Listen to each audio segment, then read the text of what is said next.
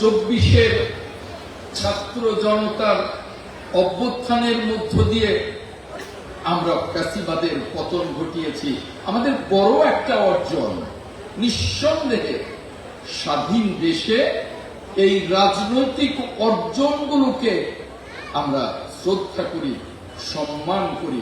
তাই বলে এই অর্জনগুলোর সাথে আমরা যদি স্বাধীনতাকে সমান তালে করে ফেলি, সেটা আমাদের জন্য হবে অনেক বড় একটা বিপর্যয়।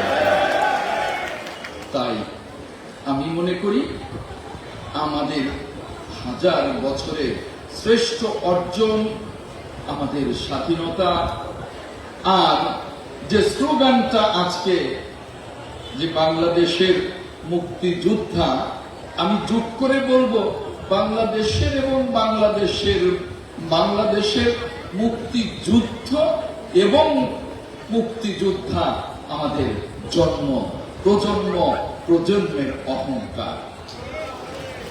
আমি একজন বীর মুক্তিযোদ্ধা, সম্মানিত বীর মুক্তিযোদ্ধা আমাকে বলেছেন যে এই যে গত দুদিন আগে 18 বছর পর একটা প্যারেড 26শে মার্চ কুচকাওয়াজ হয়েছে, প্যারেড হয়েছে।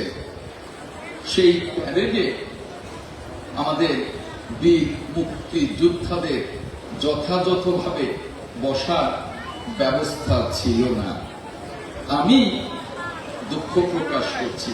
আপনারা জানেন যে মাত্রই কদিন আগে এই মন্ত্রণালয়ের দায়িত্ব আমাকে দেয়া হয়েছে আমাদের প্রিয় নেতা, মহান মুক্তিযুদ্ধের যিনি মহানায়ক, মহান মুক্তিযুদ্ধের যিনি মহান ঘোষক, রণাঙ্গনের মুক্তিযোদ্ধা, বাংলাদেশের প্রথম বীরুত্তম, তার সুযোগ্য সন্তান, বাংলাদেশের সাবেক তিনবারের প্রধানমন্ত্রী, যিনি মুক্তিযুদ্ধ মন্ত্রণালয় গঠন করে আপনাদেরকে সম্মানিত এবং মূল্যায়িত করেছেন, তার সুযোগ্য সন্তান আমাদের প্রিয় নেতা জনাব তারেক রহমান, তিনি আমাকে এই মন্ত্রণালয়ের দায়িত্ব দিয়েছেন।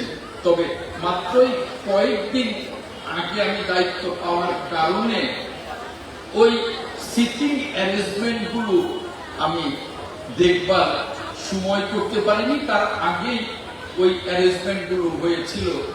আমি পরবর্তী সময়ে যাতে এই ভুলগুলো না হয়, যদি আমি এই মন্ত্রণালয়ের দায়িত্বেই থাকি, তাহলে আশা করি পরবর্তী অনুষ্ঠানে বীর মুক্তিযোদ্ধারা মূল্যায়িত হবেন যথাযথভাবে, এটা বলতে পারি।